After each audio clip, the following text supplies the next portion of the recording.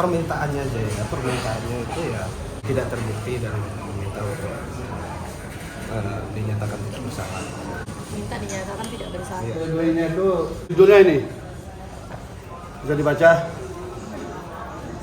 Ketika pelakor menjadi pelapor. Ya.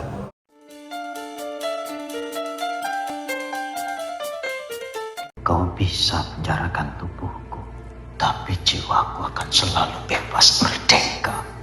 Inna fatahna laka fathan mubina. Indonesia pasti merdeka. Sadarlah bumi untuk Indonesia Raya.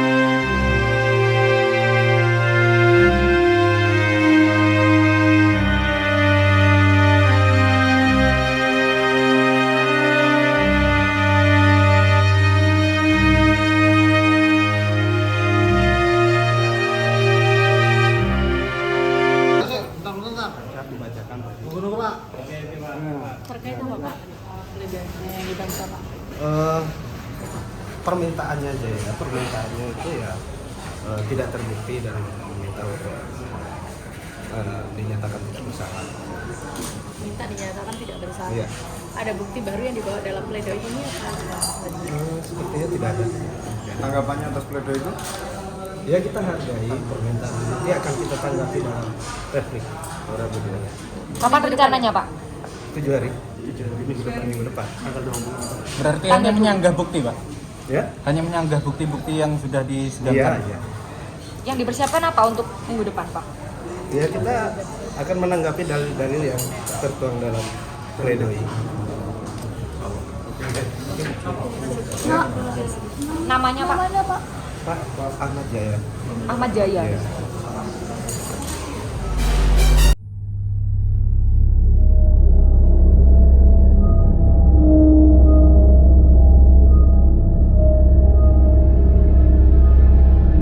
Apa aja yang disampaikan, Pak? SMP banyak nih. Iya. Lama menghilang. Gimana Pak Gede? Gimana Pak Gede? Pledoi-nya itu judulnya ini bisa dibaca. Ketika pelakor menjadi pelapor. Ya. Maknanya? Judulnya itu ini sesuai dengan isi fakta sidang. Jadi yang isinya tidak mungkin kita ungkap.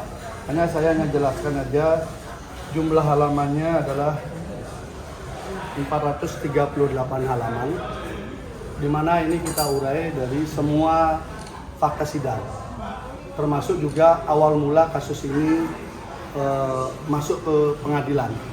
Artinya kita juga ungkap bagaimana adanya sprindik ada 3, jadi kejanggalan dari awal kita ada sebutkan.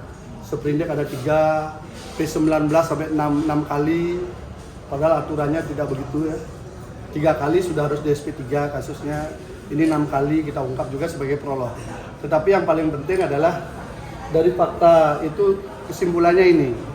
Kenapa? Karena kita ungkapkan juga fakta sidang soal chatting mesra daripada korban itu beberapa kali kepada terdakwa dan terdakwa tidak terlalu merespon, kita ungkap. Surat juga yang menyatakan bersedia untuk menjadi istri terdakwa itu juga muncul.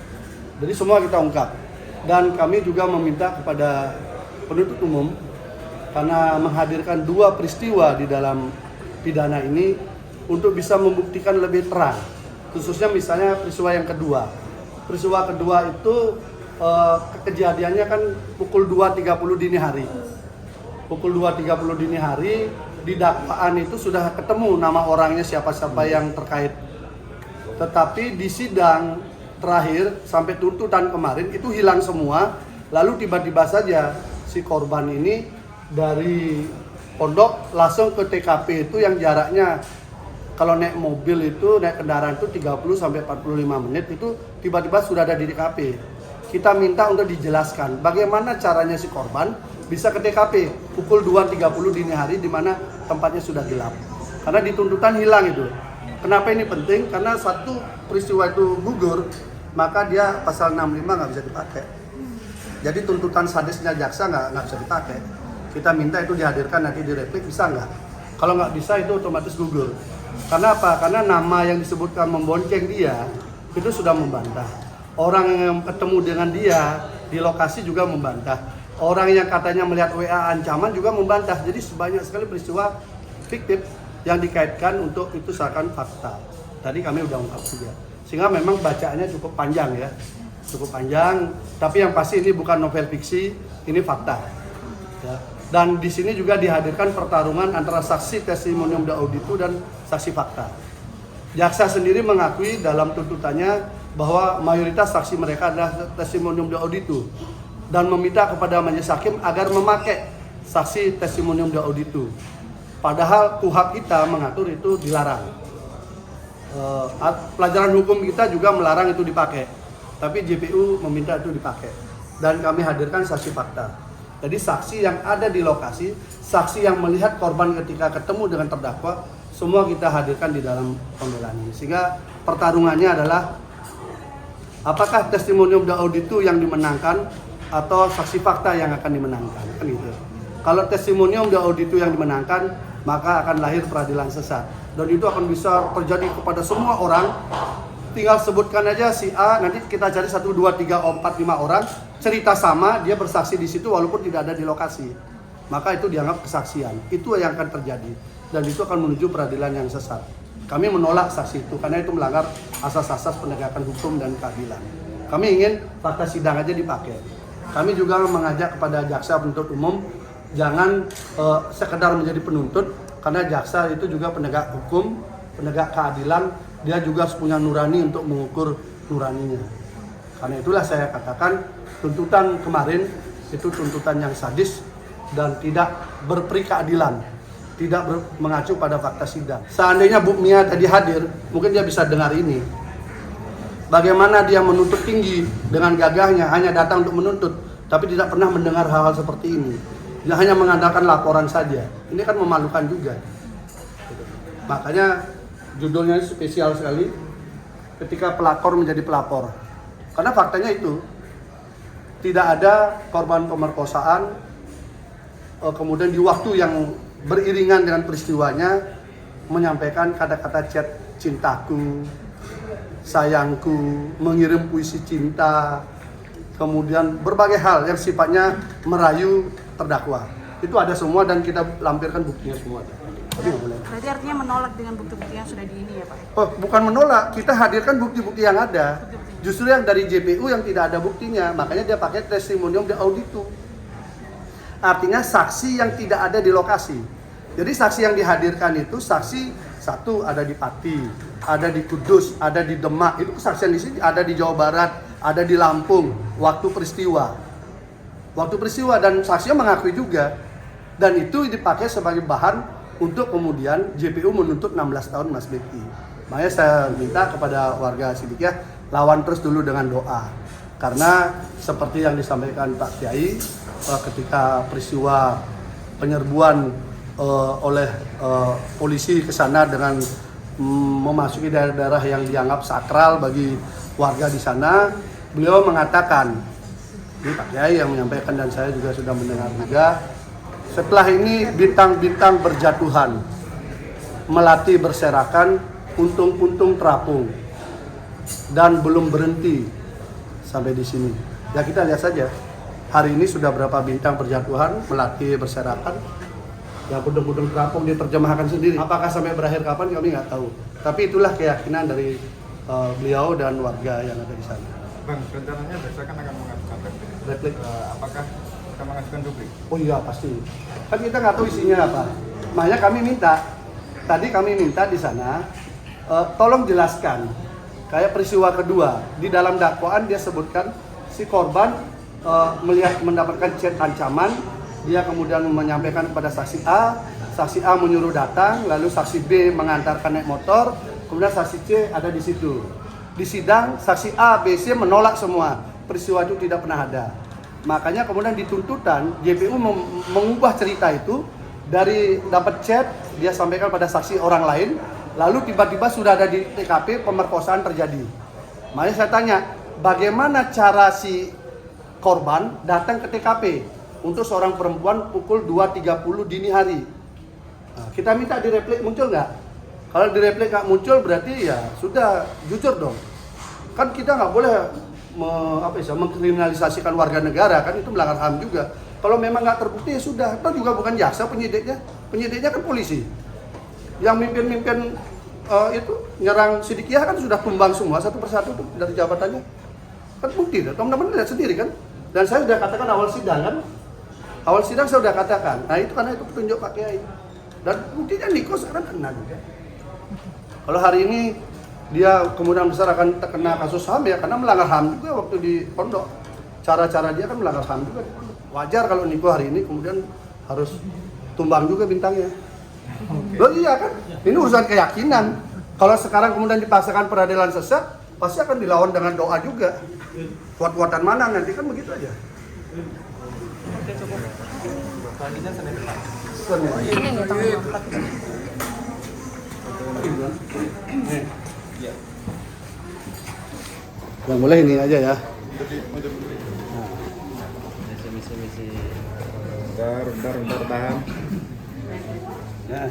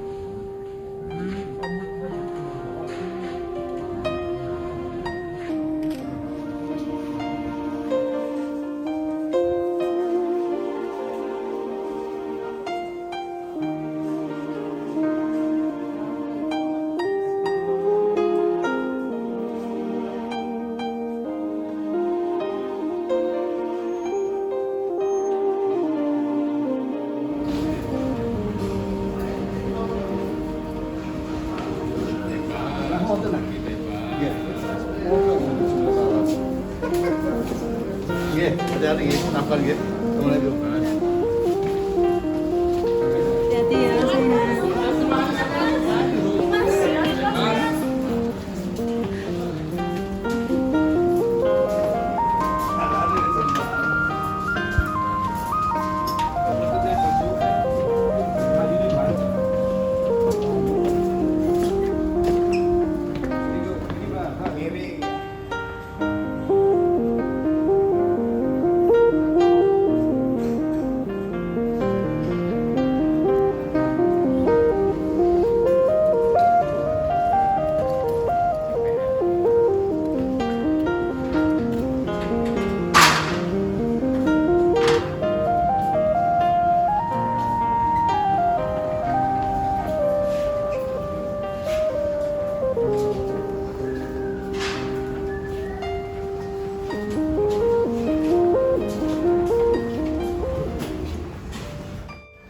Mau gak mau kita tetap harus mau hidup di dalam keadaan serba terjajah.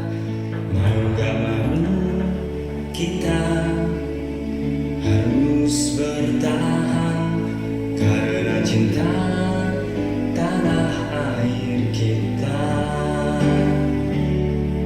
Meski dalam keadaan sulit, kita harus tetap setia selamanya. Meski dalam hidup yang prihatin, kita harus tetap setia. Meskipun hidup serba terjajah oleh bangsa sendiri, cintaku tak akan pernah pudar pada Indonesia Raya. Mau gak mau kita tetap harus mau hidup di dalam keadaan serba terjajah. Mau gak mau kita harus bertahan karena cinta tanah air kita.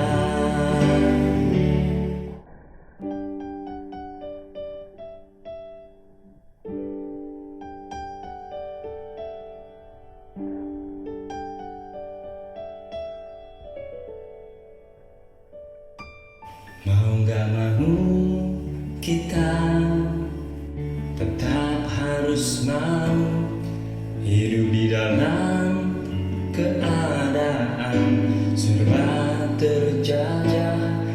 Mau gak mau kita harus bertahan karena cinta tanah air kita.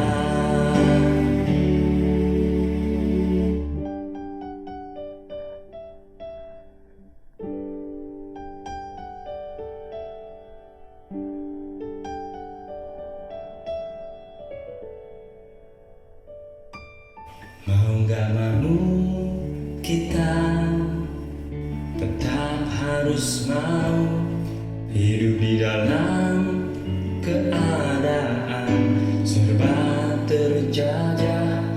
Mau gak mau kita harus bertahan karena cinta tanah air kita. Meski dalam keadaan sulit, kita harus tetap setia selamanya. Meski dalam hidup yang prihatin, kita harus tetap setia. Meskipun hidup serba terjajah oleh bangsa sendiri, cintaku tak akan pernah pudar